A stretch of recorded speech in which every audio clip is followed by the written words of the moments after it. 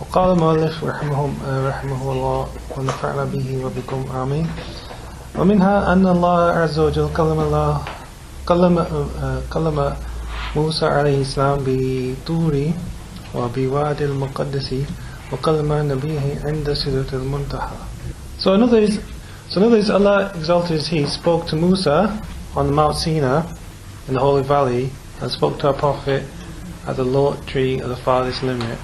So this is in terms of closeness. So the Prophet was closer to Allah in this situation. What he's saying was that there was a less of a distance between Musa and Allah than the Prophet and Allah. That's what he's saying really.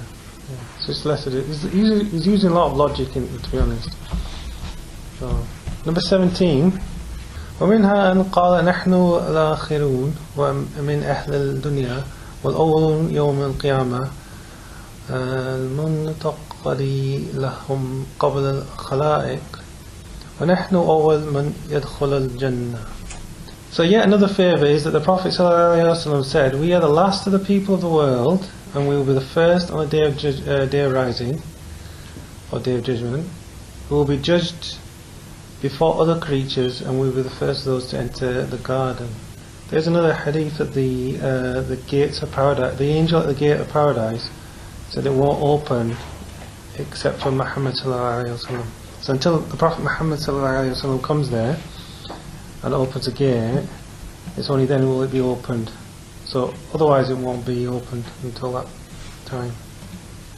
So that's a blessing that other nations haven't got. And number 18, ومنها كما ذكر السواد مطلقا فقد قيده بيوم القيامة فقال أنا سيد ولد آدم يوم القيامة أول من ينشق عنه قبر أول شافي وأول مشفع. So the Prophet ﷺ said, this is number 18, another is, we're on page 32, another is that when he mentioned his leadership in general, he restricted it to the day of judgment or day of rising, so that he said, I am the master of the descendants of Adam on the day of rising, the first of whom the grave will be open, and the first intercessor, and the first of those whose intercession will be accepted. And a hadith, I think we did cover this hadith actually previously, so it's in footnote 9. So a quick look for footnote 9. So it's related in Imam Muslim, and it's quite an important hadith. So the Prophet saying that he's the first one that his grave will be opened, because on the day of judgment there'll be the last blast, and then the graves will be reopened. So how it goes, you have 3 blasts of the trumpet, and so the first blast is the air, everything will get destroyed. And the second blast, everything will be made again, and then the third blast is the start of the day of judgment. So there's 3 blasts of the trumpet. So he's saying then, I am the master of the children of Adam on the day of judgment. And also, if you remember last week, we also said that he had the flag of praise in his hand, or the standard of praise, under every prophet, and then those after them will follow. It's really good. Yeah, no, I've read it. I can't remember what it is, but it's one of the leading thinkers in the management sphere. Yeah, I remember reading the book. I mean, I was looking for some good quotes. We did praise the leadership skills of the Prophet ﷺ, and there were, he was very easy with people. He wasn't harsh, in terms of leadership. You'd get like people who were leaders and they're very harsh, like accept my bidding or else. He wasn't like that. He was more like, okay, give me counsel. So he was very open to this type of thing, which is not something that you would find. I mean, even now you wouldn't get that. Yeah, there's that as well, but there's also situations that we had, like especially in Medina. There's also hypocrites, and they were openly opposing the Prophet. So and they said like silly stuff. Even after miracles, they said silly stuff as well. But the thing about that is the way he dealt with that is he didn't expose them. And he didn't say, okay, that these guys are really bad and everything, we've got to kill them off or whatever. He didn't do that. So you'd imagine that someone else would have potentially have done that, to say, okay, we've got this section of the people here and they're hypocrites and let's just get rid of them. And he could have done that if he wanted to, but he didn't actually. But he actually chose the better way, which was actually just trying to counsel them and trying to give them every chance possible, which is something that even now I don't think people would do that. If they had dissident voices within their people, they'd probably prefer to kill them, most leaders, or denounce them in some way, or something like that. They wouldn't want to keep them in their community, because you don't want a dissident voice in your community, because then it's going to cause lots of harm. But the Prophet wasn't like that. He generally would reconcile if they had differences and things like this, and he gave them every chance, to be honest. That just goes to show something, doesn't it? Yeah, it just goes to show that he wasn't like he wasn't a person who forced his opinion on people. Yeah. People would do those acts. Yeah, that's a good point as well. So if like a lot of the leaders now, they're very insecure about their power, and it's all about basically just when you lose power. That's all it is. So and then people, when about leaders, they don't want to lose power, and they'll do anything to stay in power. So it doesn't surprise me. But I think if someone was to rule by the Sunnah now, people would just walk all over him, because they don't understand what the Sunnah is in terms of leadership. Most people understand leadership as being, it's my ruling, I make the decisions, basically. That's how they understand leadership, right? But the Prophet wasn't like that. And so if someone rules by the leadership, the Sunnah of leadership, as the Prophet would, they wouldn't accept it. They would just say, he's a soft leader, what's wrong with him? Joking. Showing his jalal and demonstrating that he's got that burning sin. So would you not say that there is an element of the Prophet's leadership which is wrong? Potentially it was different in different situations, I think. Sometimes you can't, sometimes the Prophet was, he was generally forgiving. He was a forgiving person. And he would also not impose his rulership. I mean, sometimes he would have to be strong in certain situations, for example, like, but I think that was probably more about his bravery, I think. Because if you grab Umar, and Umar was like, he's extremely tall, he's an extremely massive guy, and his tribe was known for, if anyone was to declare war on another tribe, they would send one of the Al-Khattab tribe to go there because he was so imposing, and it would scare the other people. So if they were like, whoa, look at this guy. Right? So it was more about that, I think. And it was more about the Prophet was very brave, like he, in the early years of preaching Islam, he would go out on his own. Even though he'd risk, it would be a quite high risk for himself, to go out on his own to preach when the pagan Quraysh were after his blood, they were baying for his blood, but he would go out on his own. And, rather than just risk, going out with all the Muslims, risking all their lives, he would just go out on their own. So I think it was a type of bravery. Because if you had a whole tribe ready to go out and get you, you wouldn't go out on your own, you'd go out in a group. Okay, let's go to number 19. ومنها أنه صلى الله عليه وسلم خبر عن أنه يرغب إليه الخلق كلهم يوم القيامة حتى إبراهيم. So one favour is the Prophet ﷺ reported that the whole of creation will humbly petition him on the day of rising, even Ibrahim. So this is a little bit going back to the previous hadiths about, hadith about intercession. I don't know why he said even Ibrahim for. Okay, but in any case, we do know that all of creation will be waiting for the Prophet ﷺ to give them to make intercession. So we know that anyway from the last week's hadith we spoke about that the people will go from prophet to prophet, starting with Adam alayhi salam, and then each prophet will mention something to the reason why he's unworthy of interceding before Allah. And even though they're not sins, but it's out of their own humbleness why they're saying these things. And then, because obviously it's the Prophet ﷺ who was given this position, so they all know that on the Day of Judgment, and so that's why they mention these things. And eventually they reach the Prophet ﷺ, and then he will intercede for entire mankind. So number 20.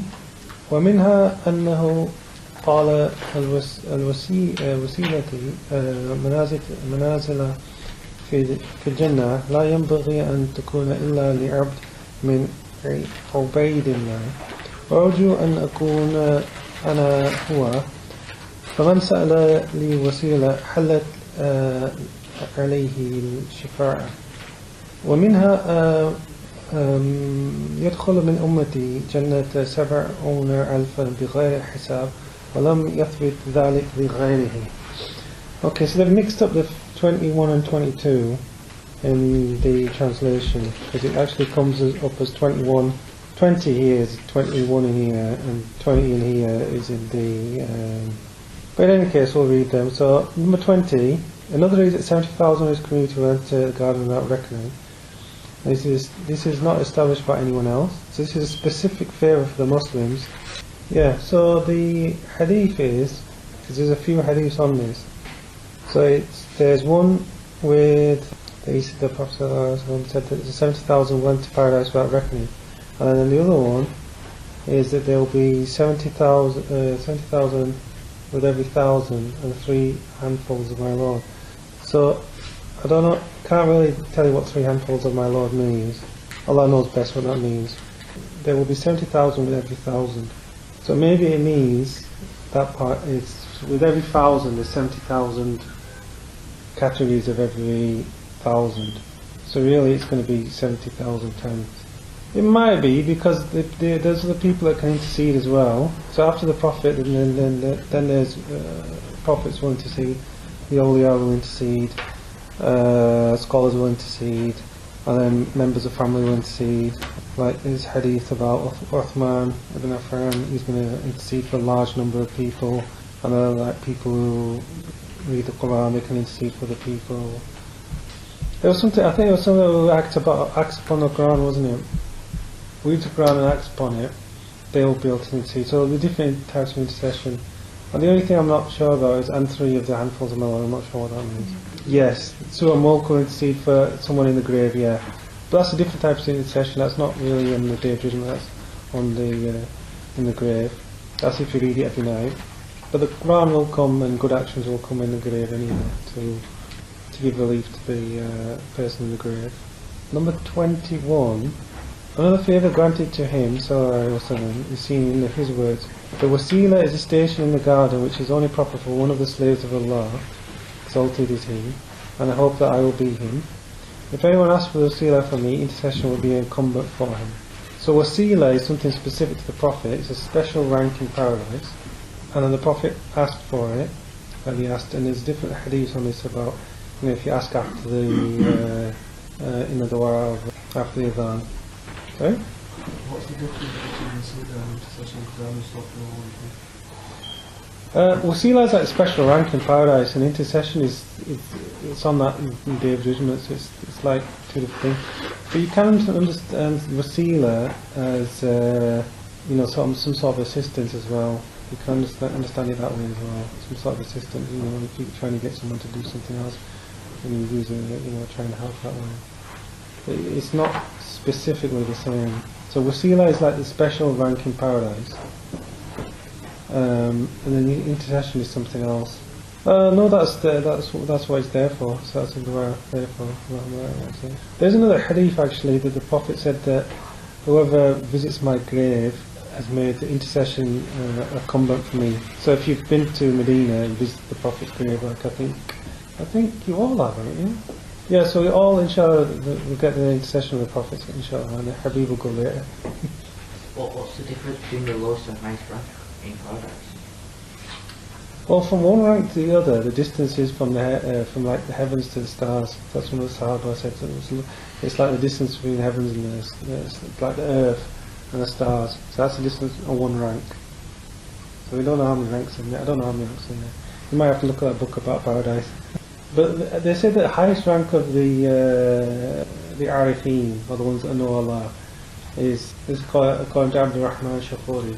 He said that they will see Allah on Fridays, and they'll be so intoxicated by His vision that they won't be able to do anything else until the next Friday. And so that's their paradise of the Arifin, the ones that know Allah. So they won't be bothered about the pleasures of paradise. They'll just be bothered about Allah in paradise. That's the highest rank. But the greatest pleasure in paradise is what? In the vision of Allah.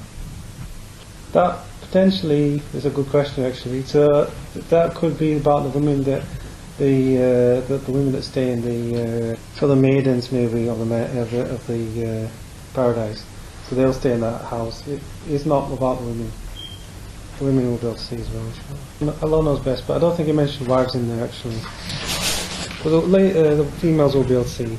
But the thing is with in paradise, you can have whatever you wish for. So and it does say believers.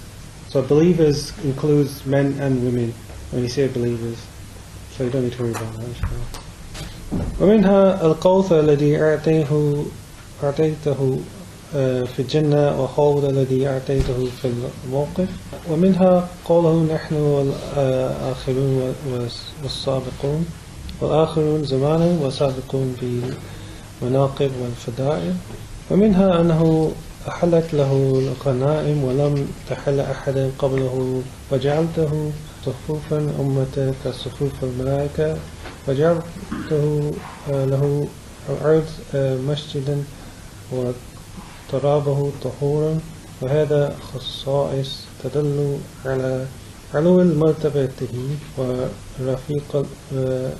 والرفيق بأمته. Okay, so another favour is Kauthar, which he will be given sallallahu alaihi wasallam in the garden. So Kauthar is like a massive river, and the basin which will be given at standing. So there's Kauthar, which is like a massive river, and you know the surah Inna A'tainaka Kauthar. So in Allah saying, indeed we will give you Kauthar. And there's different meanings of Kauthar, because some say it's the family as well, family of the Prophet, because there was a lot of family of the Prophet. But the other meaning is that Kauthar is the large river, extremely large river in paradise. Well, it came in the life of the Prophet, so No, it's after the passing of the sons of the Prophet. right. That this. Oh, okay, yes. So yeah, I think if I remember rightly, it was one of the pagans was making fun about the Prophet, saying, "Oh, you haven't got any sons, etc., etc."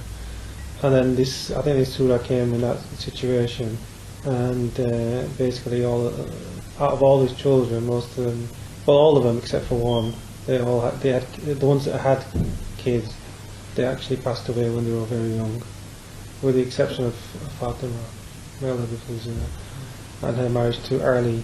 And it's from them that Ahlul Bayt comes. There are other sections of Ahlul Bayt, but specifically from the Prophet, that's the like the sons of Abu Talib, the ones that became Muslim. How did this go into it? Is it just because it's revealed? I think it was revealed more or less, almost straight after what, if I remember right, I think it was Abu Jahl or something. So he was, he was making fun as he did. And then Allah sent this down just to comfort the Prophet. I don't know actually. I know that he had, Ali had, after Fatima passed away, he did marry some other ladies. Like he did marry a lady from tribe of Banu Hanifa. And he had sons, like Muhammad and Hanafiya. And then maybe some daughters. They don't generally mention the daughters, but I don't know if they had kids from that one. But he did marry a few times afterwards. I mean, it was normal in those days for a man to get married lots of times. I mean, even now in Yemen, if a man's not married twice, I think he's a bit not a man. So he might have to move to Yemen maybe. I'm only joking. And maybe Ahmed as well. Don't you want to move to Yemen? I'd go. If I went to Yemen, I'd just disappear. You wouldn't see me there. Yeah, and the basin, the hold. So we've got the Kauthar on 22, on page 33. So the Kauthar is in paradise, and the basin. So every prophet has a basin. It's just it'll be dependent on the amount of believers there. So every prophet will have like a basin. So he will, on the day of judgment, after everyone's been resurrected, then they can go to the basin of the one they claim to follow, and so then everyone will go to their basin. So the Jews will go to and every Christians whatever, and the Muslims will go to the Prophet basin, and the Prophets will be the largest of all basins, and they'll have cups and then the family of the Prophet will be making people drink the water there. And the water there that they drink will make sure they never feel thirsty again. That's the difference in the hold and the gopher. And then there's the standing waiting for judgment. So this is a good indication for the Muslims actually, that they won't, for the other nations they're going to suffer quite a lot on Day of Judgment, and so for us it's not going to be as bad. It's an indication there. Do we shelter under these creations? There is the throne, which is the largest of Allah's creations.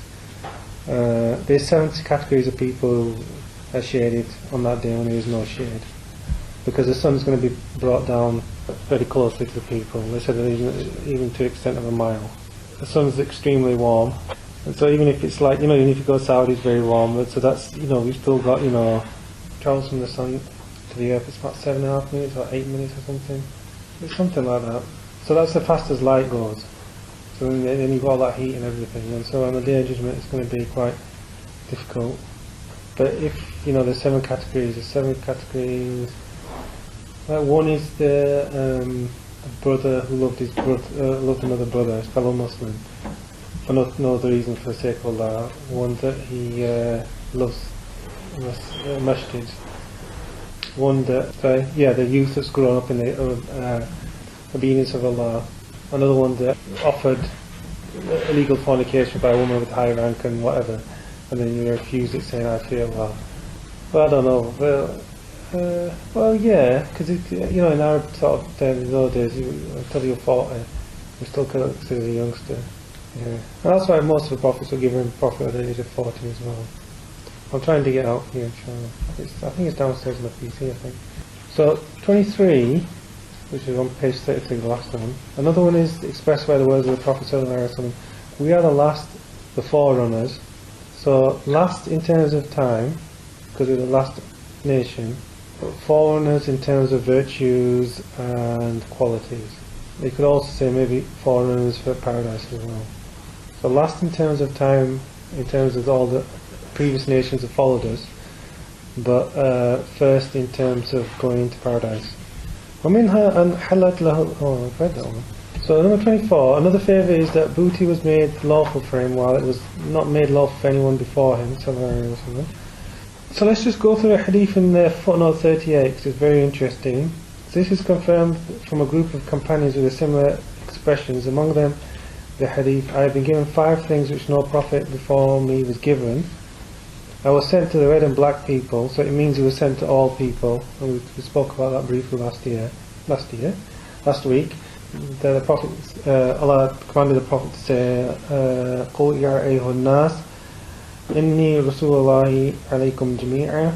So it's in Surah Araf, and Allah has ordered the Prophet to say that I am sent, all people, I am sent as a messenger of Allah to you all. The whole earth has been made a mosque and a means of purification for me. So in terms of mosque, it means that a Muslim can pray anywhere. In the old days, the Christians, if they wanted to, the Jews, if they couldn't pray anywhere except for their synagogues. Yeah, because then if they wanted to pray somewhere, they'd have to go back to their synagogues. And then the earth, so the earth is pure, and so now it's also a means of purification, which they would have to do with like tayammum, which is when you put the pure earth on your hands and face, for example. If you don't have water for wudu, for example, which is you just get like. Let's just say it's just soil, so you put your hand, strike your hand, make an intention, strike your hand in the soil, wipe your face, and wipe your arms, both arms front and back, and then that's your wudu, if you don't have enough water to make wudu in. So then that was specific for the family, for the Prophet, and not for any, and us for the community of the Prophet, and not for any other peoples. Let's continue the hadith in 38. So booty has been made lawful for me, whether it was not lawful for anyone else. So booty we're talking about is spoils of war. So spoils of war, previously they just after previous prophets weren't allowed it. And I have been helped by dread. It's like for a travelling distance of a month, basically. So the enemy is terrified of me from 100 months journey away. So in the old days, not now unfortunately, if they heard that the Muslims were coming, they would panic. This is one of the things that early doors, when the first victory came in Spain from Tariq ibn Ziyad, when he fought against the Spanish forces. As soon as they heard the Muslims were coming, they were terrified. And so that's really what finished them off, to be honest, because as soon as they heard the Muslims were coming, they were like, oh. And it was said to me, ask and it will be given to you. And I stored up my supplication as intercession for my community. And we spoke about this last week, and then the Prophet ﷺ saved the dua that would never be rejected for his whole nation. So he was thinking about us, and it will, Allah exalted is He, willing, be obtained by those of you who do not associate anything with Allah. So it will be obtained by those as long as they don't leave Islam, basically. Yeah, so that's what a very important hadith as a Muslim. There's a lot of benefits really that we can get out and pray anywhere. So the rows of his community were made like rows of angels, and the whole earth was made a mosque for him, and its soil maybe. And it was a means of purification, so we spoke about that. And these special qualities indicate his high rank and the kindness shown his community.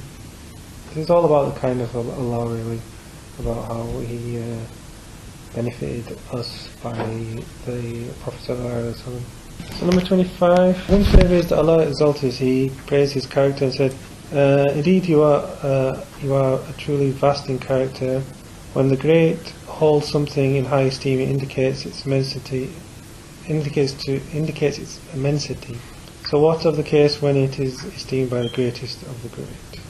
ومنها أن الله أثنى عليه خلقه قال إنك لعلى خلق عظيم. سورة القلم واستضام لعظم للشيء يدل على إبالغه في العظمة فما ظن بالاستعظم عظمة. So this ayah has not been given to anyone else, so no other prophet has had this ayah. إِنَّكَ لَعَلَى خُلُقٍ عَظِيمٍ, and truly you have the greatest character. I think that's probably a better translation. So truly you have the greatest character. So he's referring to the Prophet ﷺ. So there was no other prophet that Allah has said that to, except for the Prophet Muhammad ﷺ. So this is something very specific about the Prophet ﷺ. And there's lots of things that you can point to the Prophet's character about. One was that, well, there's two. He was known as As-Sadiq al-Amin. So Sadiq means someone tells the truth, and Amin means he's trustworthy. So if you give him something, for example, you give him a pen, for example, he's not going to chuck it out the window, and then when you ask him, where's my pen, he's going to say, oh, I don't know. Right, he's going to look after the pen and give it to you back. So that's one of the things about the Prophet. It's two of the most important things actually, that truthfulness. We've lost this a little bit actually, truthfulness in Ummah. There's a lot of people who just lie and cheat and do all kinds of things, and they think it's okay. It's quite sad really. And the Prophet's character really needs a lot of all these hadiths, and he says something and he says, "Wala fakhr," and he says, "Well, I'm not boasting. I'm not boasting about these things. And I say the waladina Adam wala fakhr," like we spoke about last week. So the Prophet's saying, "I am the master of the children of Adam, but I'm not boasting." So he's telling us something we need to know. He's not saying, which some people would say. They say, "Oh, look how good I am, look how brilliant I am," whatever. Yeah, the favourite word of term that the Prophet liked, that Allah addressed him by, was abd. Servant. So he wasn't like, that, and that was his favourite term. And a servant is, someone who considers a servant is the one who's doing exactly what the master wants him to do. And there's another hadith about the Prophet ﷺ, where Aisha was asked, how was the Prophet, character of the Prophet, and she said, "Kana khulquhu Quran." She said his character was the Quran. Or another hadith, it was like the Quran walking, or in motion, if you want to say. So he was fully adhering to everything that Allah had sent down. You want to put it that way. And the greatest sunnah is, which some people say, oh yeah, follow the sunnah, you get Imams jumping up and down, follow the sunnah. And if you ask them, what do you mean, they probably won't be able to answer. But the greatest of the sunnah, which we've all forgotten really, is that the Prophet never did anything haram or makruh. That is the greatest sunnah. And people have lost that, completely lost that. And they just say, follow the sunnah, follow the sunnah. And so you're like thinking, what do you mean? And the greatest sunnah, and no one talks about these things properly. I mean, no one understands what sunnah really means. If you just say, oh, it's something the Prophet did, but it's just a lot more than that. It's just like, it's got like, the sunnah is, like what we were saying, is that, the Prophet never did anything haram. So if you want to follow the sunnah, don't do anything haram. It's not just, right, okay, and I've taken my shoes off using my left foot first, I put my shoes on with the right foot first, now I'm following the sunnah. Stop doing some haram things. Okay, yes, the Prophet did do that. I'm not saying he didn't do that, but it's more than that. It's not, that he never did any haram things, never did any makruh, he never did, and he was always trying to do, he was always doing his best in the situations that he was presented with. He always told the truth, and he never lied. And those sunnah, we just forgotten about them, and then, Well, potentially, yes, because we're going towards the end of time. But it is disappointing when you see that. You see that. The thing is with myself is, right. Sometimes I can tell. I can tell who's got some knowledge and who hasn't, right? Because, like a mechanic would be able to tell another mechanic's work if he's any good or not, right? So sometimes I hear people and statements of people, right, and I think this guy has no right to be sat there and teaching people. And it's really depressing because all they're just doing is just affirming the old things. And they're not actually explaining anything, and they're just repeating, some of them are just like tape recorders, they're repeating what they did last week and whatever. And there's no real benefit of the whole thing. And it gets quite depressing actually sometimes. So, yeah, that's true as well, that's true. But I mean, generally the good deeds and bad deeds are not really the same thing though. Like the bad deeds, the punishment for doing a bad thing is to do it the same thing again. The reward of a good deed is to do more good deeds. But the good deeds are worth a minimum of how much times that? 10 up to 700, good. So up to 10 to 700. So they're not the same, the quantity is not the same. So, and that's specific for the Muslims really, that's not specific for other people. So that's another blessing that we've got that other people haven't got. And that's because our lifespan wasn't as long as other communities. Other communities' lifespan was very long. Sorry, did I answer the question or did I just start talking? Did I answer the question? Okay, sorry, I just thought I just chatted there, I forgot to trade for that. Okay, so 26. أن الله كلم بأنواع الوحي وهي ثلاثة إحداهما رؤيا الصادق والثاني كلام من غير واسطة والثالث مع جبريل عليه السلام. So this was the three. So on number 26, another that Allah exalted thee spoke to him sallallahu alaihi wasallam with three types of revelation. True dream. So about 6 months before the Prophet started to get revelation, he did get true dreams, and they said they would appear like the dawning of the next day. He would have this quite a lot. So direct speech without intermediary, or through Jibreel. So that was the three types of revelation. But it's only really the second two could be considered Quran. The true dream wasn't really considered Quran, but sometimes that's going to hadith, like hadith Qudsi, for example, when the Prophet saw things in dreams and things, or visions, and then he would describe them. And that's hadith Qudsi, so it's really the second two that are considered Quran.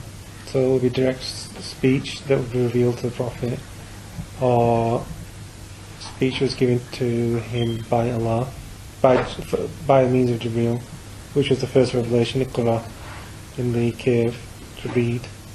And so incidentally, Iqra is not a name, it just means a command to read, so it's not really a good name for parents to give the kids. I'd have to ask Abdullah bin Mas'ud, who said he knew when and where every ayah was revealed. I don't know.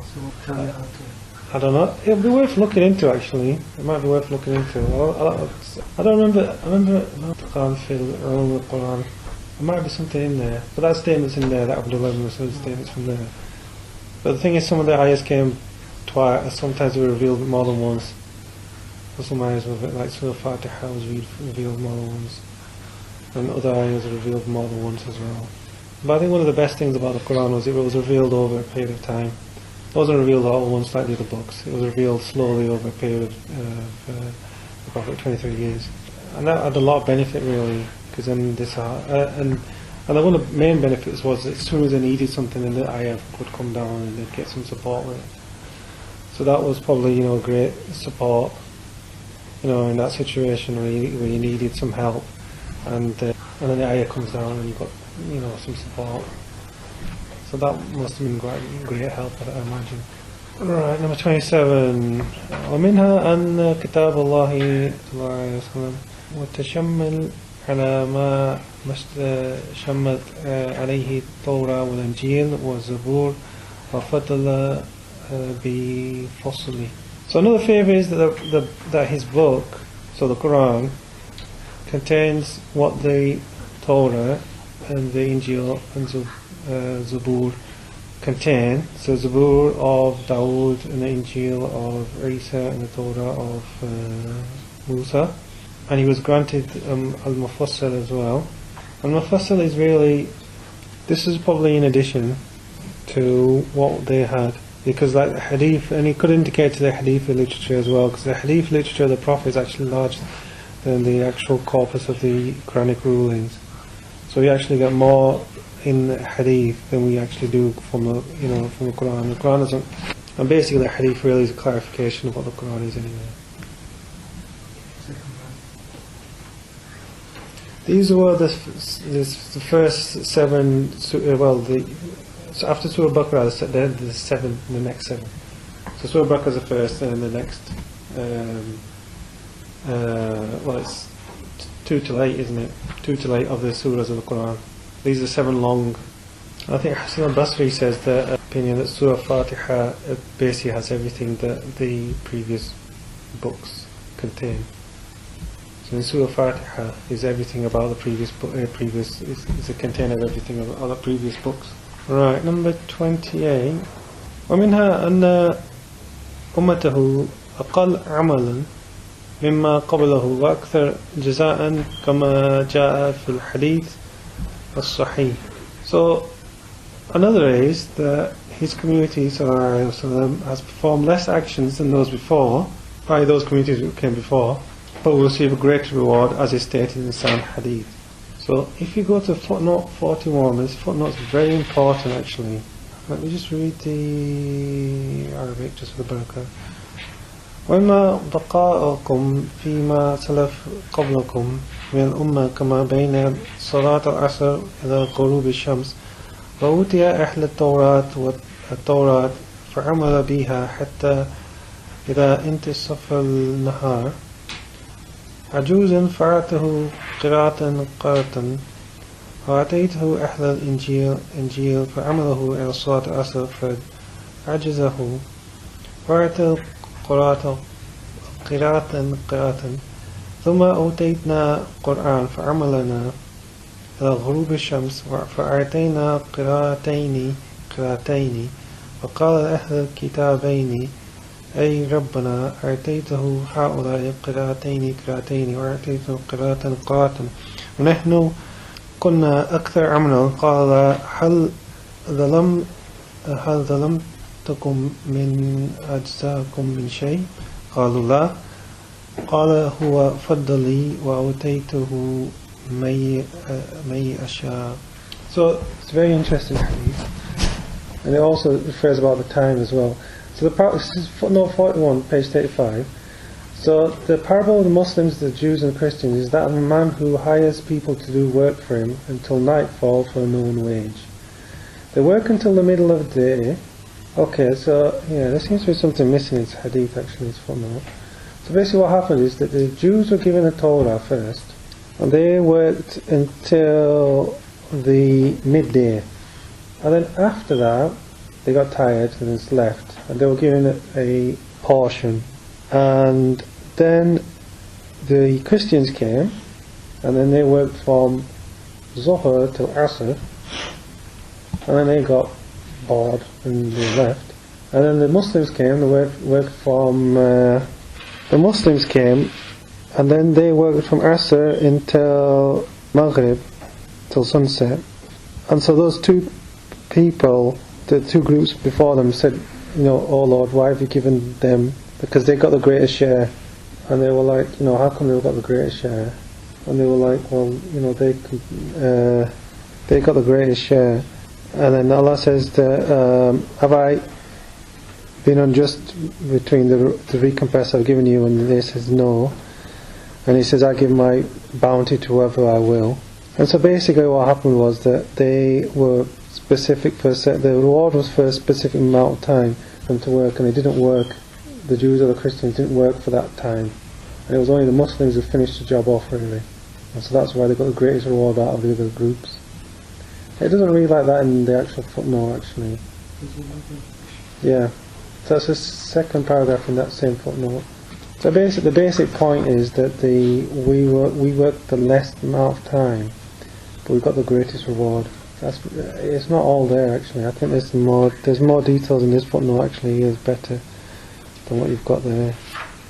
And there's another hadith here. The Prophet says that the similitude of the Muslims, the Jews and Christians, is like a man who was supposed to work for a people for a certain amount of time till night, and then they worked half the day, and they said, well, we don't need to do any more work, and then the rest of the time was completed by the Muslims, and they completed the work until sun set, and then they completed everything and then got the reward, because they completed the work, which is what the other two didn't do. They just did part of the work.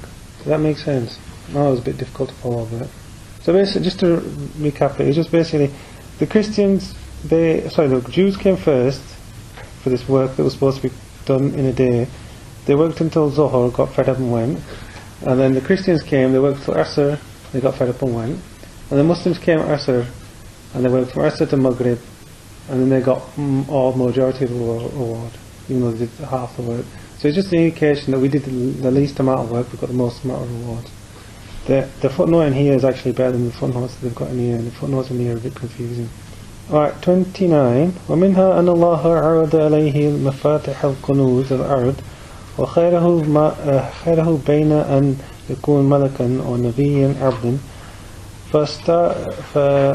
فاستشار جبريل فأشار عليه أن تواضع فقال بل نبيا عبدا عوجا يوما أو أشبع يوما فإذا جعت دعا الله فإن شبعت شكرت قصد عليه صلى الله عليه وسلم أن يكون مشغولا بالله في طور شدة والرساخة والنعمة والبلاء. So this is a heavy hadith actually.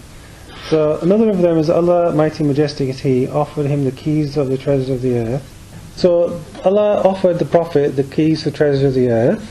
So all the gold and everything, jewels, everything. And so what would you do in that situation?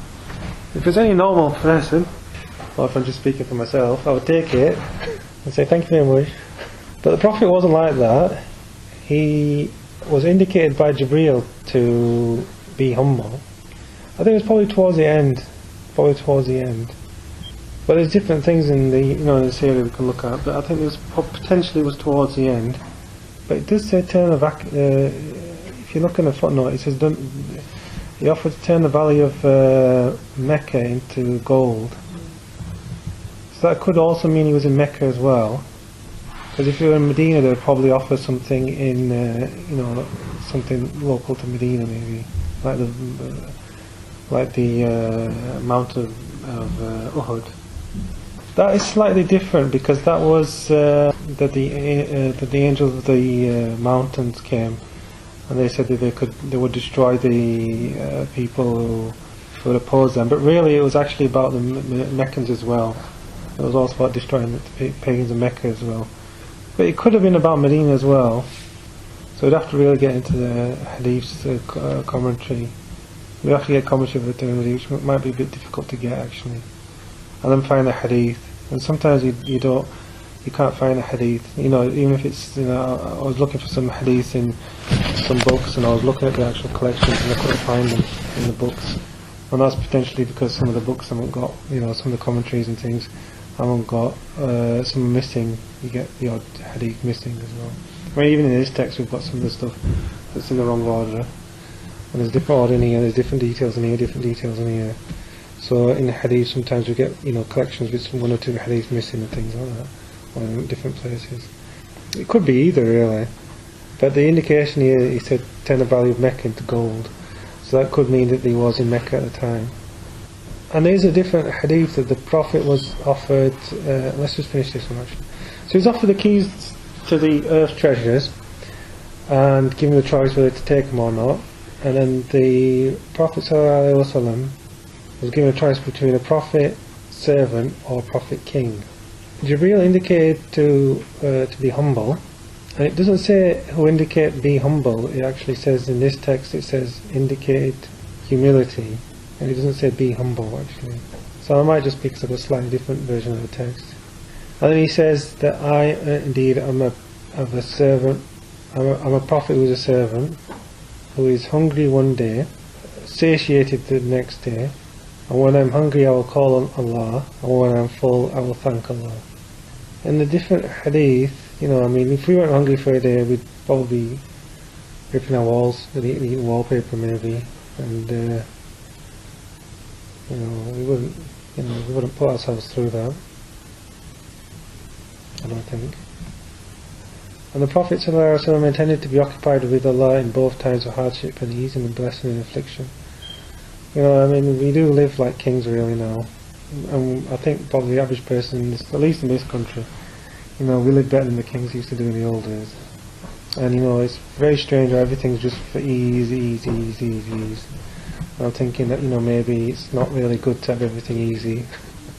You know, sometimes it's good to have something that's a bit rough. Yeah, so he's talking basically about, you know, being hungry one day and being full the next. So he's not talking about, you know, it's, in one way it's moderation, and in one way it's quite a few actually ways you can take it. But one, you know, it's like people who, you know, not everyone in the world eats like us, right? You know, there's a significant amount of people, I think most amount of people in the world will not have a lot to eat, you know. And so there's, you know, if you get so this is something that they can relate to, you know, hunger, and a lot of people can actually relate to it, you know, more than us, because they're not generally hungry. Because if they're hungry, we can just go out and get a kebab sandwich from next door in St. and it's not really an issue. But you know, in those days, you know, and even now, you know, you've got people that, you know, they can't even afford the food and things like this. And, you know, any different hadith of Abu Bakr came to the Prophet ﷺ, and the Prophet was, it looked like he was peeling something off him, and then he cast it aside. And Abu Bakr was like, you know, I've never seen you do that. What have you just done? Because, you know, and that's Abu Bakr. And Abu Bakr spent, you know, a long time with the Prophet ﷺ, from before he was born and after he was. He said it was a dunya who would come and offered herself to me, and just cast it aside. So the dunya had come and offered herself to the Prophet, and the Prophet was just like, you know, cast it aside. So this is a good indication. You know, in the Tasawwuf world, like Abu Hassan Ash'ari says, you know, you have the dunya in your hand, but not in your heart. So you still have it, but you're just not connected to it. Because the heart's supposed to be connected to Allah, and it's not supposed to be connected to the dunya. And that's really when, you know, when you lose things in dunya, that's when you, if your heart's connected to it, and then it breaks, that's when it really hurts. I do not fear anything from Ummah except for the lesser shirk. Lesser shirk, I think what it's meaning, is that when people do things for other than the sake of Allah, for example. I mean, overindulgence or being excessive in the dunya is. That's just my interpretation. Yeah, because there's quite a few different hadiths about that. Like there's one hadith starts similar to that, and he says that I do not fear anything for you except for misguided scholars. So there's quite a few with the same sort of beginning, and the ending's different. And that one's probably, you know, in terms of dunya, it's, you know, it did happen, you know, and that one of the I think actually Bidyah Al Sul had mentioned that one of the first innovations was using spoons. She mentioned a few other things, but she said that that was one of the first innovations. But that's what she considered innovation. Because he all used to eat with the hands, he didn't used to eat with spoons and things like this. And it's quite a lot. Quite a lot. There's that one about the scholars, there's that one about the ostentationness, which is doing things for other than the sake of Allah. Well, scholars are making people involve themselves with things that there's no need for them to be involved in. Like, for example, attacking other scholars. This is not an average person who should be doing that. But other scholars have actually encouraged them to do this sort of thing.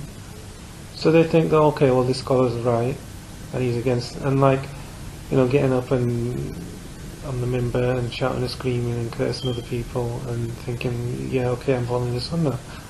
Well, you can't be following the sunnah if you stood in the minbar swearing in front of people, which unfortunately happens a lot. So it's a bit scary. If you actually look at a hadith and really look at it properly, it scares you to bits. There's a 40 hadith, I'm trumpeting myself again, from Yusuf ibn Bahani, and there's some terrifying hadiths in there. But generally about ostentation being excessive is that the Quran says, "Kulu washrabu wa la tasrifu." So eat and drink, but not to excess. So you can eat and drink, and there's no problem with eating and drinking, whatever, but as long as you just don't go to excess. Because even like halal foods, if you eat a lot of halal food, and you get fat, and then you get, it's damaging, it can become haram at some stage, because you've had so much. So if you want to eat like a whole chicken, for example, it might not be good for you to do that. You're going to get a big indigestion, and you might be sat in the toilet for a few hours trying to get rid of it the next day. So I think I've mixed up the next one as well. So they mix these two around. So I'll read them together, then we'll just go through the English. So 31, I'll read 30 and 31, and then we'll go through them, because they're in the wrong order on here and wrong order. منها أن الله أرسل رحمة للعالمين فأمهل عاصيه أمته ولم يجعل لهم بقاء عليهم بخلاف من تقدمه من الأنبياء فإنهم لما كذبوا عوجل مكذبهم. ومنها أما أخلاقه صلى الله عليه وسلم في حلمه وعفوه وصفاحه وصبره وشكره ولينه في الله، وإنه لم يغضب للنفس، وإنه جاء بإتمام مكارم الأخلاق.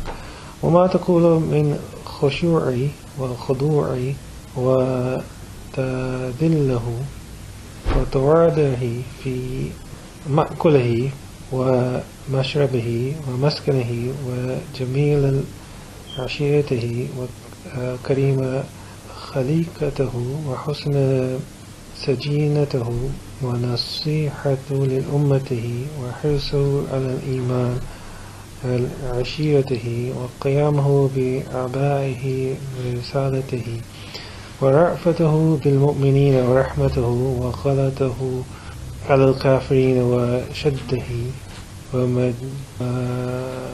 ومجاهته في نصر دين الله وعليه كلماته وما لقيه من أداء قوم غيرهم في الوطن وغربته فبعده في هذه المناقب موجود في كتاب الله وبعده موجود في الكتاب الشمائل وسيرته. So another favour is that Allah Exalted sent him as a mercy to all beings, rahmatan lil alameen. And inshallah there is 39, number 39 actually goes through this. Actually it's number 38, sorry. I think it's 39 in this book, but it's 38 in your English, which actually goes through this. So I'm going to save something for then, because I've got a bit of a treat for you actually for that point. Hopefully we'll be able to get time to do it if we can. So I'll just save that for now. So he gave respite to the rebels of his community. So we were speaking about that before. So the rebels of his community, the hypocrites, in Medina in particular, he gave them respite. There's only one hadith that he actually reported that he actually expelled the hypocrites from the mosque. Generally he wouldn't expel them from the people who were with him. I mean, they were with him at Hudaybiyah, they were with him at Uhud. At Uhud, they left him as well. So there was quite a large party led by Abdullah ibn Saloon, and they left him at Uhud to face the to fight the pagans. So even though they did this, he didn't punish them or do anything to them, which he could have done, because at that time in Medina he was the king, or the leader, if you say, and he could have, say, okay, let's get these people and finish them off, but he didn't. So that they were preserved, contrary to prophets before him. When they were denied, the punishment was hastened for those who denied them. As soon as a community, the entire community, denied their prophet, they were all instantly punished. In the case of the Prophet ﷺ, they were not punished immediately, they were actually given respite, because the whole community of the Prophet hasn't come yet, and then that will come with the last human being of the earth. Then that will be the final person of the Ummah of the Prophet, and then after that, that's when the Day of Judgment starts. What I'm saying is that the whole of the Prophet's community hasn't come yet. So until the last person is born, that could be considered of someone who could become Muslim, that's when the Day of Judgment is going to more or less come. After that, that's when there's nothing left to come. But up until then, we'll probably get signs like, the Mahdi coming and etc., etc. So we're top of page 37. So in respect to the qualities of the Prophet, his forbearance. So he, in Mecca especially for 13 years, he did suffer quite heavily from the pagan Quraysh. I think the names used to call him. They used to call him very bad names and all this very evil stuff that they used to do. They used to, harm his family and things like this. So they did a lot to him. And he didn't overreact to their evilness. There's quite an interesting story where Abu Jahl digs a big hole from a way that the Prophet would normally walk. The Prophet didn't walk that day near that place where he could have fallen into this hole, and Abu Jahl went looking to see if the Prophet had fallen in there, and then he fell in it himself, and then he was stuck in the hole and no one could help him out. And then who came and helped him? The Prophet came and helped him, and then helped him out of the hole. Yeah, still didn't come to his senses though. I'd have left him in there if it was me. I'd have left him in there. I was like, "Are you in the hole? Yeah, stay there. Bye." This is very, a very merciful person. That if someone's harmed you, that he doesn't return their harm. Yeah, so it's a very high characteristic to do that. But it's not something I'd do. I'd just leave him in there. I'd have covered the hole up. So his forgiveness. So we've seen that. His pardon. So one of the things that he pardoned, that there was a man who, probably mentioned this before, what's his name? Hibr ibn Aswad. What happened was that the Prophet's daughter, I think it was Ruqayyah, she was pregnant and she was on a camel. She was on her way to Medina to join the Prophet, and Hibr was part of the tribe that she had been married into, and he said that you can't go because you're pregnant and you're taking one of our kids. And so he poked struck the camel, and the camel basically, I think it might have been a donkey maybe. It was some sort of riding beast, can't remember exactly. And so basically he threw, the beast went up, and then she fell off. And she miscarried, and she died from the internal bleeding that she had. So this is the daughter of the Prophet. So at the time of the opening of Mecca, when the Prophet comes back to Mecca, he's the easiest person. So if you imagine the Prophet now, the Prophet is in, he's got all his army there, ready, and he's the easiest person. Then the man comes to the Prophet, and he asks for forgiveness. And so the Prophet forgives him. So, I don't know anyone who would do that, to be honest. If it was me, hung, drawn and quartered him like they used to do in the UK. Yeah, so at the opening of Mecca, so basically he comes into Mecca, this is the last 2 years of his worldly life. He also forgives the person that Hind. What Hind did at Uhud was that Hamza, who was the uncle of the Prophet, she'd swore because Hamza had killed one of her I think one of her relatives. I think he killed two of her relatives in Badr, and she basically swore she'd got a slave called Wahshi, who was like an African slave thrower, expert spear thrower. And she said to him, right, you kill him and you get your freedom. And she'd also swore to eat his liver. So on the Battle of Uhud, that's what happens. It's basically Wahshi's there, Hamza's 55. He's at 55 at that age, causing havoc, yeah, and he's breaking the lines and killing the sword bearer of the Quraysh, and he's doing lots of, 50. I don't know about 55, right? I don't think I could do that now, right? But 55. So and then Wahshi notices a small gap in his armor, and he's scared as well, right? He's scared, so he just sees this small opportunity, throws a spear, right? It hits him in the small chink of his armor, goes through, and then Hamza's still struggling at this point, right? And he's still coming forward, and the guy's scared to death, right? Wahshi, and he hides behind a rock, right? And then eventually the spear goes from one side, it comes out the other side, and then he's wounded and falls. And so then after that, he takes the spear out and goes back to Hind and says, I've killed him. Right? And then Hind goes back and then she mutilates his body, basically she cuts him up, basically. She takes out his liver, takes a bite of his liver, throws it away. And then when the Prophet saw this was the hardest thing that the Prophet ever saw in his lifetime. So he was extremely upset. This was like the most upsetting day for the Prophet, really, when he saw his uncle in that situation, that his body's mutilated, because basically they couldn't recognise him, basically. I think they recognised it from his hands, I think, if I remember rightly. So they recognised it from his hands, so it can show how badly mutilated he was. So the two people that did this, Hind and Wahshi, so the Prophet's coming into Mecca 2 years before he passes away, and he sees, and these two people come to ask for forgiveness. They actually come, and then what would you do at this situation? The Prophet actually swore they would kill 70 of the Quraysh for what they did.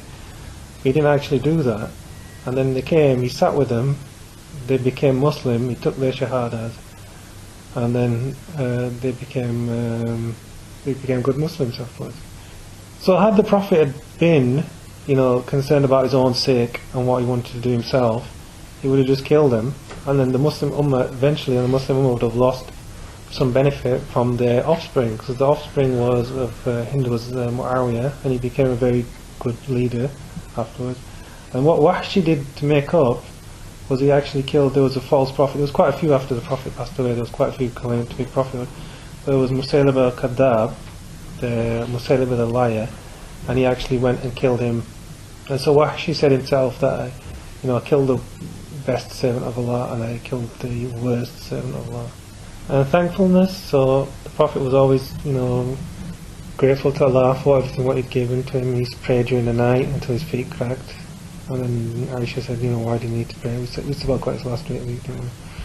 Why did he need to pray all night for when Allah's forgiven you previous errors? Then he said, Afallah akuna abdan shakura, he says, shall I not be a grateful servant? What was transmitted about his humility, his humbleness. In another situation that the Prophet was given a food on a plate, and he was given a cushion to sit on, and so he put the cushion to one side and said, "Anakul kama akul arbd wa ajlis kama ajlis arbd." So I eat like a servant eats, and I sit like a servant eats. And he put the bread I took the bread off the plate and put it on the floor, on the ground. Obviously, it was clean ground. Obviously, so he was complete humility towards Allah. No, he took the pillow away. So he didn't sit on the pillow. Yeah, there's that. Yeah, yeah. Yeah, meat, pillow, and sorry. Yeah, perfume. Yeah. So 3 things: meat, pillow, and perfume. He's not supposed to refuse. But he was in his own house at that time, so he wasn't the guest somewhere else. The fact he did not, so thankfulness, gratefulness for the sake of Allah. The fact he did not get angry for his own sake. So that's about the those 3 people he mentioned, because he could have just killed them. So the only reason the Prophet got angry was for the sake of Allah. So i.e. someone was trying to do something against Allah, or not against Allah, against the servants of Allah, or trying not to help spread the deen and things. And what was transmitted about his humility, humbleness, devotion was humility in his food, garments, drink, dwelling, excellent company, noble nature, good counsel for his community, his eagerness for his family to have faith. I mean, the first 3 years of his community, of his da'wah, of his calling to people to Islam, was to his family. And in terms of his dwelling was very, very humble, and even to the extent that he would, if you stood up, he could reach if you stood up, he wouldn't be able to stand up straight because the roof was very low. So the roof was very low, and Hassan al-Basri said when he was 10 years old, he could reach the roof, with his hand. So you can imagine that it can't be very high for a 10-year-old to stand up and just touch the roof of the building. And then he used to say that when he used to pray in the room with Aisha, that the room wasn't small enough that she used to retract her legs so he could do sajda. So that's how small the room was. It wasn't very large at all. So there wasn't really enough room in the room to actually pray. And he's taking burdens of his message and helping the religion of Allah and raising its word. And the injury he met from his people and others which he endured in his homeland and outside of it. Some of these qualities are found in the Book of Allah and books describing him. So 13 years of the pagan cursing him and swearing, and it's very difficult for the people if the people in your area are actually opposing you. It's not very nice. But the Prophet put up with it for their sake, not his. So for their sake, because he was concerned about them becoming Muslim. He wasn't concerned about him promoting himself or anything like that. He was concerned about them being Muslim. So number 31, وَأَمَّا لَيْنَهُ فَفِي قَوْلِهِ تَعَالَى فَمَا رَحْمَةٍ مِّنَ اللَّهِ لِنْتَ لَهُمْ. So his gentleness is found in his words, exalted is he, i.e. the words of Quran. It is a mercy from Allah that you were gentle with them. So obviously the Prophet wasn't a harsh person, he was very gentle. There's a lowliness against the unbelievers and mercy to the believers. It's found in his word, resulting in he, Muhammad is the messenger of Allah, and those who are with him are fierce to the unbelievers and merciful to one another. So أما شدته على الكافرين رحمته للمؤمنين أن في قول محمد رسول الله والذين معه أشد على الكفار رحمه بينهم. Well, it means that you didn't compromise the religion. It doesn't necessarily mean that you saw unbelievers and you were like, you Christian, you're this and that, because he wasn't like that. So, but what it was, that they were, if the Christian wanted to come and say, oh, you don't have to pray Ramadan, whatever, then you were like, no, we pray Ramadan, this is part of our religion. So you didn't compromise the religion for unbelievers.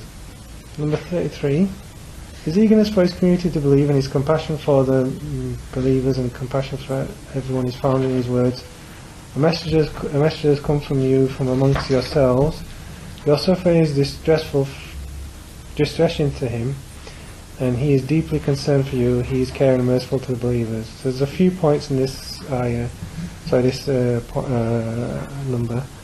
وَمَا حِرْصُهُ عَلَى الْإِيمَانِ أُمَّتِهِ ففي قوله لقد جاءكم رسول من أنفسكم عزيز عليكم ما عنتم حريص عليكم بالمؤمنين رؤوف رحيم. There's a few points in this ayah.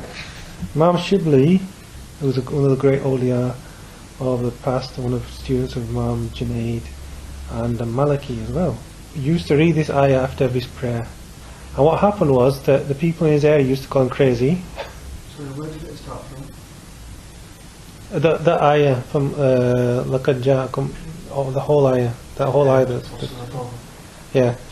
So he read the ayah after every prayer, and what happened was that there was once a scholar who saw Imam Shibli, he stood up, kissed his hand and kissed his forehead, and then sat down again. And then his own student who was sat there, he's like, you've done that, and you're like the people of Baghdad, and you call them crazy. So what are you doing? And then the man says, I only do. The scholar said, I've only done what I saw the Prophet ﷺ do. So he saw the Prophet in a dream, and so he saw the Prophet kissing the forehead of Abu Bakr Shibli, greeting him and being, greeting him in a very nice way. And he asked him why, and he said because he reads this ayah after every prayer. So it's a very misunderstood ayah actually. There's a Prophet that's come from amongst you, and your suffering is distressing to him. So the Prophet, when he sees that the Muslim Ummah is suffering, because we believe the Prophet can see the actions of the Ummah in the grave, and he's seeing what's happening to us. When he sees these things, it's very distressing for him to see these things. And he's deeply concerned for you, i.e. the Muslims. So he's deeply concerned for every Muslim, that what's happening to them. And he's caring to the believers, بِالْمُؤْمِنِينَ رَءُوفٌ رَحِيمٌ. Now, there's a bit of a point here, a bit of a Bidyah point that people slip up on this point, so I'm going to mention it now. So it says, بِالْمُؤْمِنِينَ رَءُوفٌ رَحِيمٌ. So in some of the commentaries it says, it's incorrect really, that Allah has described the Prophet with two of his own names, because Ar-Ra'uf is one of the names of Allah, and Ar-Rahim is one of the names of Allah as well. This is difference between characteristic and attribute. So what Allah has attribute. So Allah's Ra'uf is part of his 99 names attribute, and Rahim is part of the 99 names of Allah in terms of its attributes. So this is in terms of Allah. When you refer into human beings, and if you say someone's Ra'uf, you're not meaning the same thing. Right? You're meaning that just person, that's just his characteristic. So one's khuluq, which is when you're talking about people or creation, and one's sifa. And the sifa and the khuluq are two different things, right? So the reason I mention it is because it's in quite a lot of books. They say, oh yeah, that Allah called the Prophet by two of his names, right? But it's incorrect because it almost suggests that the Prophet has these attributes. He doesn't have these attributes, he has these, because sifa is what we talk about Allah, but attributes, khulq is what we talk about people. And no human being has the same attribute as Allah, okay, in anything.